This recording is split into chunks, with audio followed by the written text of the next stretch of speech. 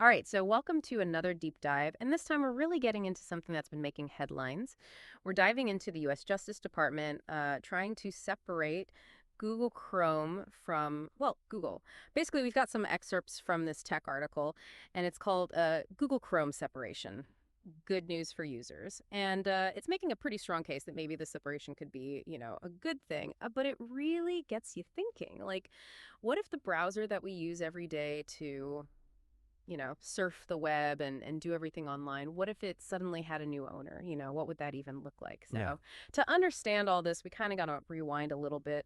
Back in 2024, there was this court ruling where Google was found guilty of violating the Sherman Antitrust Act. Yeah, they were basically accused of using their power in search to squash the competition, especially when it comes to browsers. So that's kind of where all this is stemming from. It really goes beyond just Google being big, right? It's how they allegedly use that power to stay on top. So the article dives into some of the tactics they supposedly use, like bundling Chrome and Google search together, so partners were kind of forced to take both. And then, think about Android. They've got a massive user base, right? So pre-installing Chrome on all those devices gave it a huge advantage right out of the gate. And then, apparently they also found ways to kind of make it harder for rival browsers to even get a foothold. Yeah, and the article, it makes this point that in the middle of all this, all this focus on dominance, Chrome's quality, it hasn't exactly been stellar. It's gotten slower, it's using up more resources. It's like, you're the most popular browser in the world. Do you even need to worry about speed or efficiency if people don't have a lot of other options? Right, exactly. It Yeah. makes me wonder, does being a monopoly, does that actually stifle innovation? If you're already the top dog, do you really have to keep making things better for the user? So maybe this forced separation, it could push them to actually start focusing on user experience again. Yeah, for sure. And the article also talks about this thing called Manifest v3, which was this update to Chrome that really clamped down on ad blocking extensions.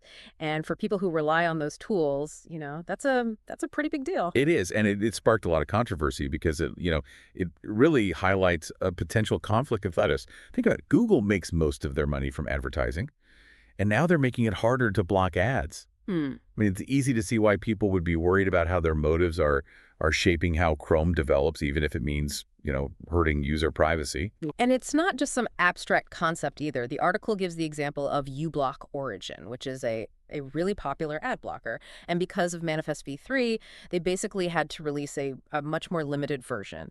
So it just shows you how much power Google actually has to control our choices online. Exactly, and that's why this whole separation thing is such a big deal. I mean, it really boils down to control, right? Who controls these tools that we use every day to access information? Mm-hmm. And how much power do they have over our online experience? Those are some big questions. So let's imagine for a second that Google is forced to split with Chrome. What happens next? I mean, I can't even wrap my head around that. Yeah, it's definitely complicated. I mean, you got to remember Chrome is built on Chromium, and Chromium is this open source project that's also behind, browsers like Microsoft Edge, Opera, Vivaldi. So untangling Chrome from all of that, it could have a ripple effect throughout the entire browser landscape. I mean, who knows what that would even look like? So the article kind of speculates that Microsoft might be the most likely buyer for Chrome. I mean, they already have Edge, and they've made it clear they want to challenge Google in search. But doesn't that just, create a different monopoly? Like we're just trading one giant for another? It's a real possibility. Yeah. That's what makes this separation so tricky. I mean, sure, we might see more competition at first, but are we just swapping out one tech giant for another? And would Microsoft be any different? Would they fall into the same traps that got Google in trouble? It's worth thinking about their history with antitrust. They've had their own run-ins. Yeah, that's a good point. Microsoft definitely has some baggage when it comes to antitrust issues. It's almost like we've come full circle in a way. It is. I mean, the potential for history to repeat itself is definitely there. So the big question is, what kind of safeguards would we need to put in place to make sure there's real competition and that we don't just end up with, a brand new monopoly? It's something we really have to think about. Yeah, definitely food for thought. And, the article doesn't stop there. They even grow up the possibility of other tech giants jumping into the mix. Like, imagine Apple, Amazon, or even Meta getting involved. I mean, can you picture a bidding war for Chrome? That would be crazy. That would be huge. I mean, that would completely change the balance of power in the tech industry. Mm-hmm. And it really makes you wonder, I mean, would we actually see more innovation, or would it just be the same players at the top, just rearranged. And what would that mean for, our privacy, our data? Raises so many questions. So many questions. And, the article throws out this other wild idea. What if Google just decided to shut down Chrome entirely? Like they'd rather kill it off than sell it. A scorched earth kind of thing. Right, the nuclear option. Yeah. I mean, it's hard to know how serious they are about that. I mean, there would be a huge backlash, and it would cost them a fortune. But it just shows you how high the stakes are and how far they might be willing to go to hold on to some level of control. Yeah, it's definitely a lot to unpack. But so far, we've been talking a lot about, the potential downsides of Google holding on to Chrome. But the article, it actually presents a different perspective. It suggests that maybe, just maybe, this whole separation could actually lead to a better experience for users. And that's something I'm really curious to explore. That's a really interesting idea. What if this whole shakeup actually leads to more innovation, better features, and a more user-centric internet? That's definitely something we need to delve into. Okay, so we've talked about, all the potential downsides of this whole Chrome situation, right? But this article, it actually makes a case for, some potential benefits if Google and Chrome actually did go their separate ways. So, could this whole shakeup actually lead to, a better browsing experience for everyone? I'm kind of curious what those benefits would even look like. Imagine a world where, all these different browsers, they're actually competing for your attention. Where they actually care about being fast and efficient and protecting your privacy and coming up with cool new features. It'd be like a whole new ball game, Yeah, totally. It's like a David and Goliath situation, right? You take Google out of the picture, and suddenly all these smaller players, they actually have a fighting chance, They can compete on a level playing field. Exactly. Think about what could happen if browsers weren't tied to, this advertising giant anymore, right? They could focus on things like security and privacy, or give people more ways to customize their experience, or even come up with totally new ways to use the web. It could be a whole, a browser renaissance, That's a great way to put it. And the article actually says that separating Chrome could, kickstart innovation in web development as a whole.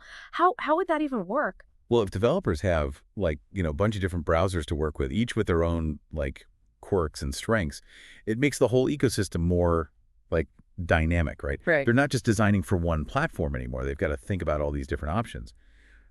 And that could push them to come up with, more creative solutions to really push the boundaries of what we can do on the web. So it's not just about which browser we use. It could actually change how websites are designed, like how we interact with information, how we experience the internet. Yeah, exactly. It's about breaking free from this one company's vision of the internet. It's about creating a more open, diverse online world, one that's actually driven by users.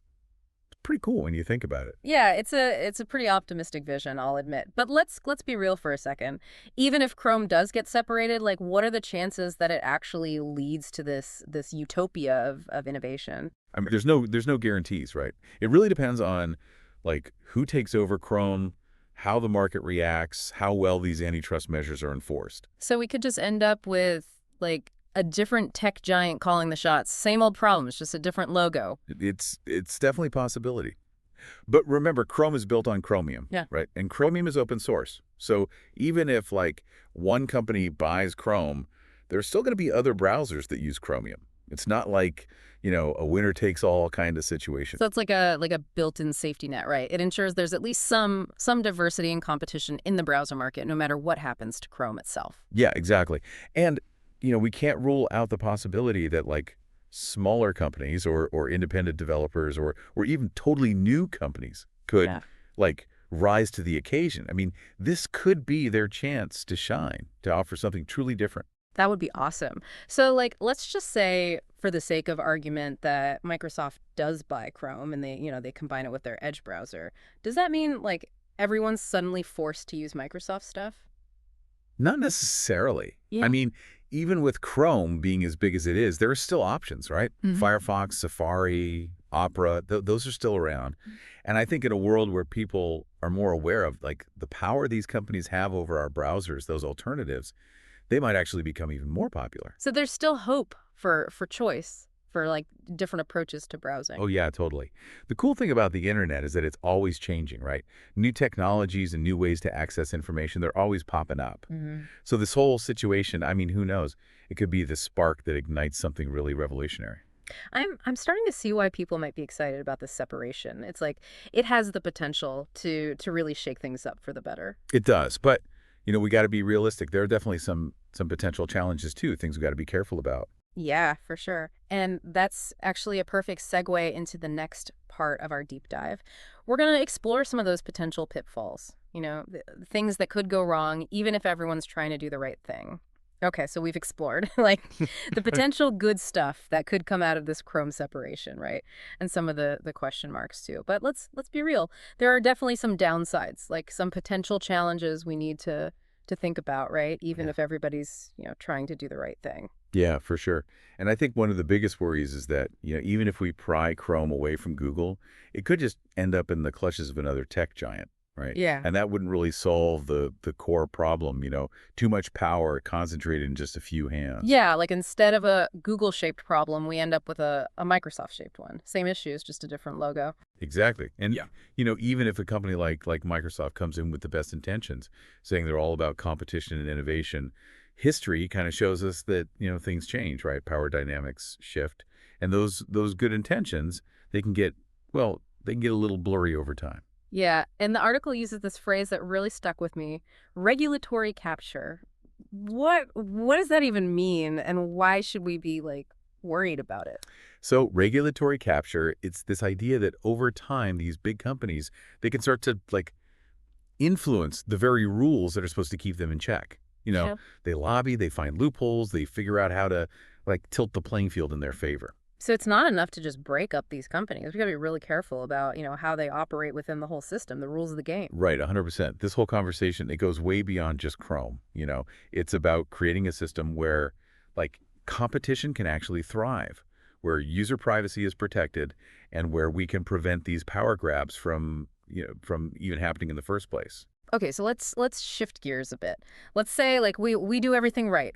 We break up Google, we stop another tech giant from monopolizing Chrome, and we create this super competitive browser market, the dream scenario. What does that even look like? Well, imagine, browsers are blazing fast, they actually Yeah. respect your privacy, and you have tons of different options to choose from, customization, Hmm. features, the whole nine yards. And developers are constantly pushing the limits, not because one company tells them to, but because they actually want to create the best experience for users. That sounds amazing, but what about the average person, The person who just wants to surf the web without having to get a PhD in antitrust law.